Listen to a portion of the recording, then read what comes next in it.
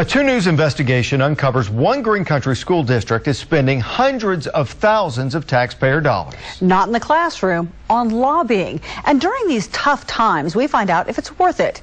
2 News investigative reporter Marla Carter has the story in segment 2.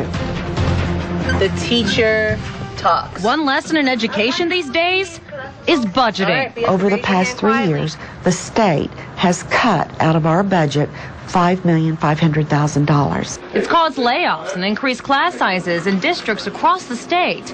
Plus, the federal stimulus is no more. Because of the dire financial budget crisis, we've had to navigate our way through these turbulent times. And part of the navigation has sent leaders from Jenks Public Schools to Washington, D.C. to lobby lawmakers. They even hired a lobbyist, Todd Singer, to help out.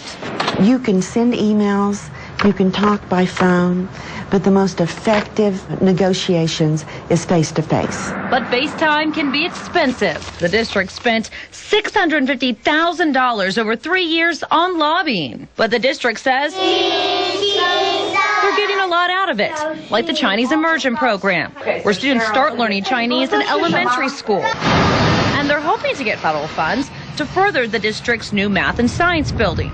The building was paid for with school bond money. We must be progressive and forward-thinking in ways of generating new revenue to schools, because the state is not doing that for education.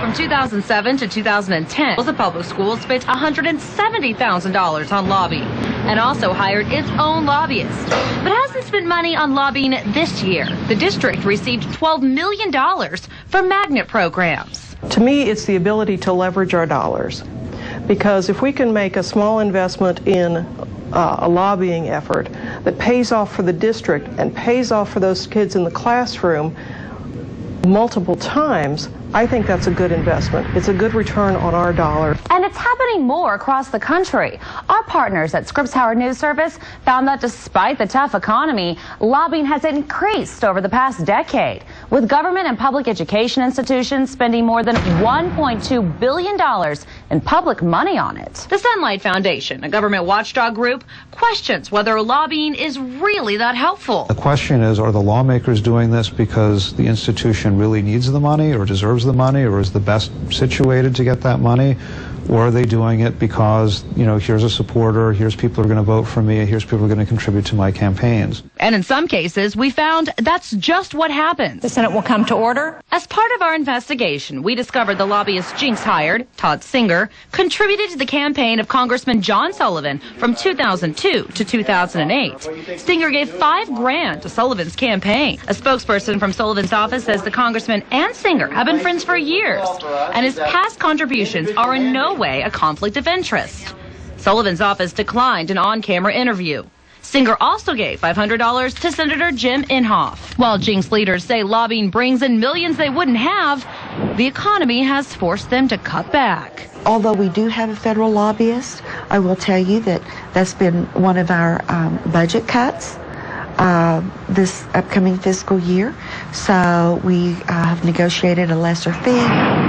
Still, the district insists if it weren't for their efforts, a plane ride away. Programs like this wouldn't be here. Marla Carter, 2 News works for you.